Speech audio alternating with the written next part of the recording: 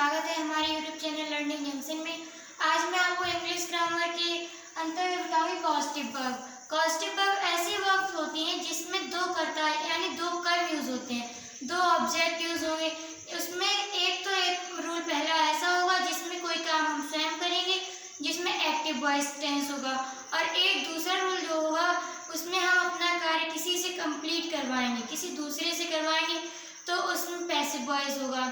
तो जैसे आपको हम बताएंगे कि जो रूल नंबर पहला होगा उसमें जो कॉजेटिव वर्ब यानी कि प्रेरणात्मक क्रियाएं जो होंगी वो होंगी मेक और कॉज। मेक और कॉज दो प्रेरणात्मक क्रिया होती हैं। इसमें से आप टेंस में कोई भी क्रिया यूज कर सकते हैं, या आप मेक भी यूज कर सकते हैं, कॉज भी यूज कर सकते हैं। और जो दूसरी होती है वो होती है गेट एंड हैव। पहली गेट और दूसरी होती है हैव। इसमें भी ऑप्शनल होती है, आप चाहे गेट यूज कर लें या हैव यूज कर लें। और जो मेक और कॉज या गेट हैव जो होता है वो टेंस के अकॉर्डिंग यूज होगा, यानी टेंस में जो भी टेंस होगा उसमें जो भी फॉर्म लगेगी, मुख्य क्रिया की पहली फॉर्म, दूसरी फॉर्म, तीसरी फॉर्म, फर्स्ट सेकंड थर्ड कोई भी फॉर्म हो उस हिसाब से यूज होगी। अगर हम गेट होगा थर्ड फॉर्म होगा तो गेट गॉट गेटन कर देंगे, इस प्रकार से यूज होगा। तो मैं आपको पहला जो है इसका बताती हूँ। पहले वाले का रूल नंबर जो पहला लेंगे उसमें आप देखिए जो वाक्य होगा वो हमेशा एक्टिव बनेगा, वाक्य हमेशा ही एक्टिव वॉइस बनेगा। और जो इसका फॉर्मूला होता है वो फॉर्मूला ये होगा subject plus helping verb. Helping verb होगी अकॉर्डिंग टू टेंस, जो अकॉर्डिंग टू टेंस है वो हेल्पिंग वर्ब होगी, यानी कि टेंस के अकॉर्डिंग ही हम हेल्पिंग वर्ब यूज करेंगे। फिर इसके बाद हेल्पिंग वर्ब के बाद लगाएंगे हम कॉस्टिव वर्ब। जो कॉस्टिव वर्ब दी जाएगी वो कॉस्टिव वर्ब लिखेंगे हम। कॉस्टिव वर्ब जो होगी वो भी अकॉर्डिंग टू टेंस ही यूज करेंगे हम।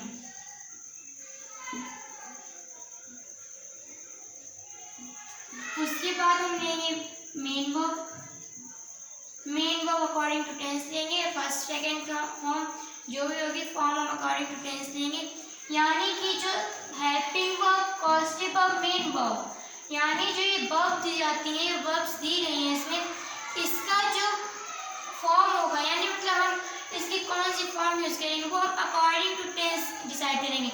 जैसे कोई टेंस होगा फ्यूचर का तो हम हेल्पिंग वर्ब फ्यूचर की शैल विल लगाएंगे। कॉस्टिव वर्ब मेक कॉज है तो मेड भी हो सकता है, मेक का मेड भी हो सकता है। और ये गेट है तो get got gotten, have has had भी हो सकता है। उसके बाद हम लगाएंगे ऑब्जेक्ट। इसमें ऑब्जेक्ट जो होते हैं दो होते हैं, ऑब्जेक्ट प्लस अदर वर्ड। तो ये जो रूल दिया गया है इस हिसाब से हम इसका यूज करेंगे। तो यूज करना हम आपको पहले रूल नंबर 1 दिया गया उसका बताते हैं। इसका एग्जाम्पल लेते हैं। जैसे एग्जाम्पल में ले लीजिए, मैं अपनी कार को सड़क पर कल तेज दौड़ाऊंगा, या मैं कल अपनी कार को सड़क पर तेज दौड़ाऊंगा। तो एग्जाम्पल में हम लेते हैं मैं अपनी कार को कल सड़क पर तेज दौड़ाऊंगा।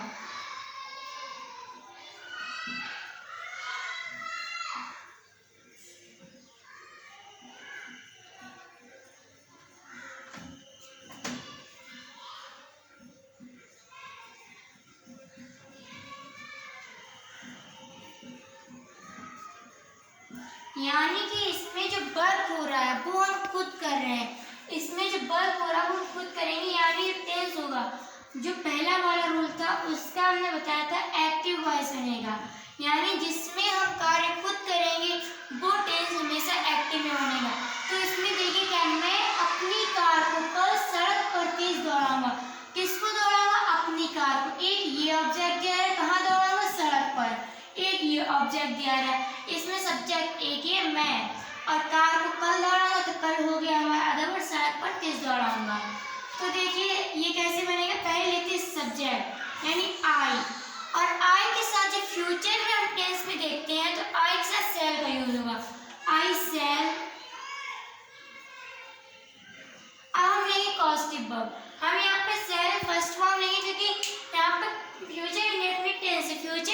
टेंस में हमेशा फर्स्ट फॉर्म यूज होती है, तो हम कॉस्टिव वर्ब भी फर्स्ट फॉर्म यूज करेंगे।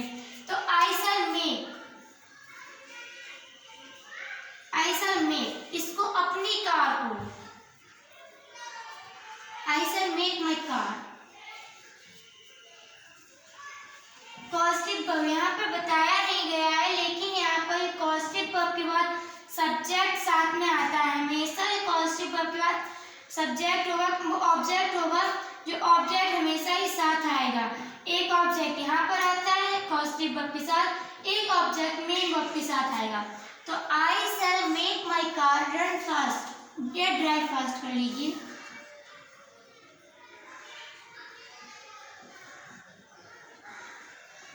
I shall make my car drive fast on the road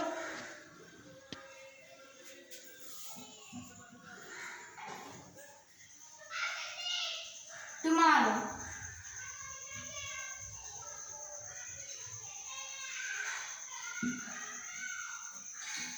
तो इसमें जो सेंटेंस बना था हमारा वो एक्टिव में बना था, क्योंकि ये कार हमने खुद ही किया था। और देखिए, मैं अपनी कार को कल सड़क पर तेज दौड़ाऊंगा।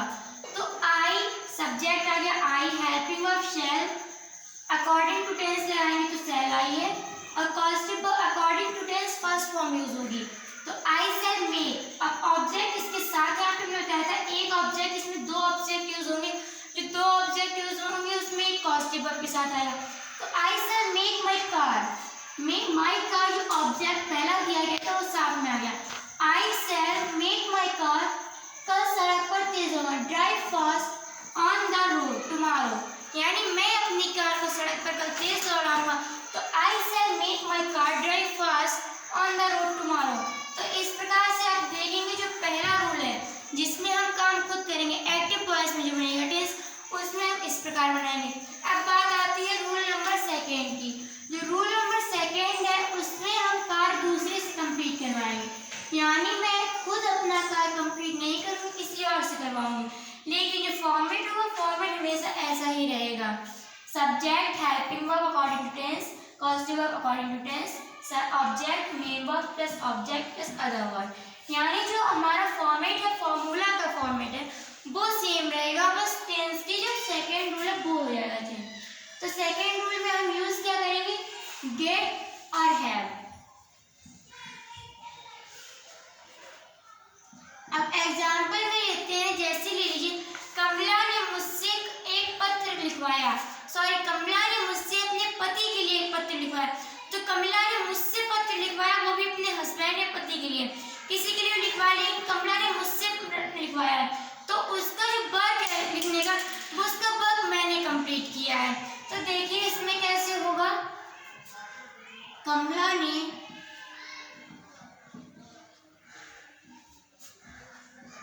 मुझसे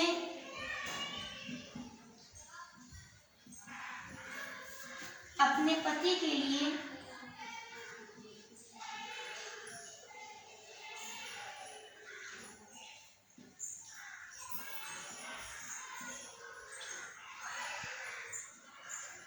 एक पत्र लिखवाया।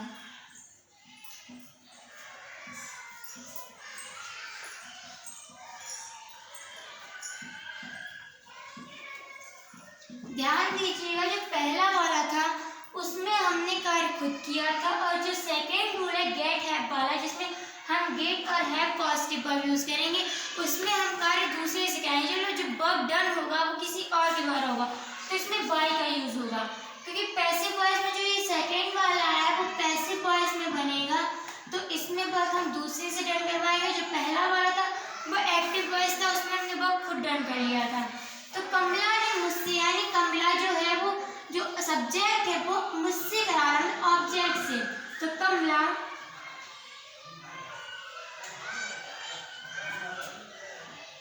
ने मुझसे एक पत्र लिखवाया, तो कमला ने मतलब लिखवाया, या फिर ये लिख लीजिए कि कमला मुझसे कल एक पत्र लिखवा चुकी थी। कमला ने मुझसे अपने पति के लिए एक पत्र लिखवा चुकी थी। कमला मुझसे अपने पति के लिए एक पत्र लिखवा चुकी थी, यानी जो कमला थी वो पहले से अपना कार्य हमसे करवा ही चुकी थी।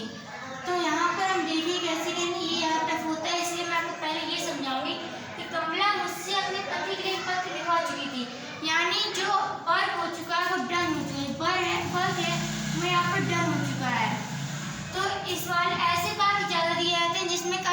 डन हो चुका होता है, किसी से हम करवा चुके होते।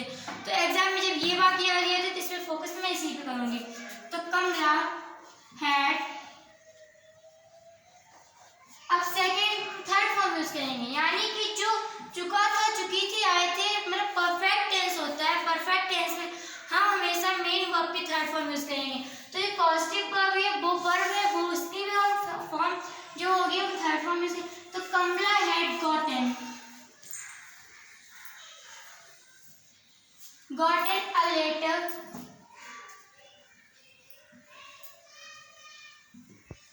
written by me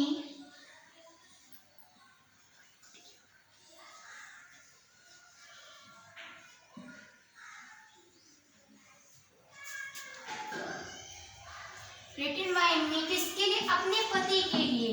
तो written by me for his husband, for her husband, for her husband।